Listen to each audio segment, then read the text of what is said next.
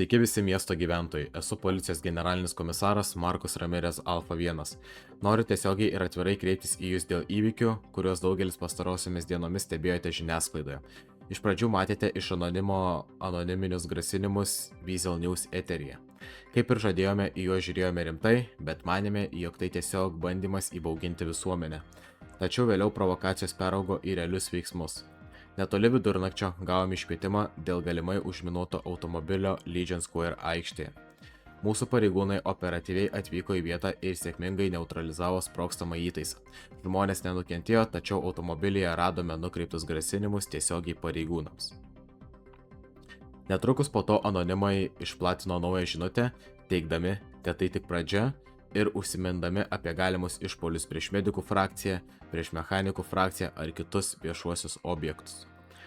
Noriu pabrėžti vieną dalyką. Tokie pareiškimai pareigūnų neišgąsdino ir tuo labiau neišgąsdins. Tačiau jie verčia mus imtis pačių griežčiausių saugumo priemonių, kad apsaugotume jūs. Dėl šios priežasties mieste skelbiamas juodo pavojaus režimas, galiojantis iki atskiro pranešimo, kuris paskelbs, kad šis režimas yra nutraukiamas. Tai reiškia šiuos esminius pokyčius.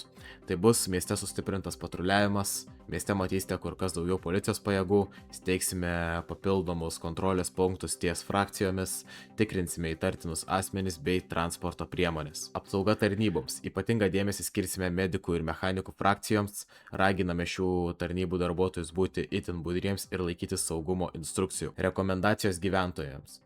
Prašome be būtino reikalo nebūti miesto centre ar šalia tarnybinių objektų, pastebėję įtartinus daiktus ar asmenis nesiartinkite, o iškart praneškite mums, neplatikite gandų ir nepasiduokite panikai. Taip pat kreipiuosi į visą bendruomenę. Jei turite bet kokios vertingos informacijos ar įrodymų galinčių padėti nustatyti šio asmens ar grupuotės tapatybę, pasidalinkite ją su mumis.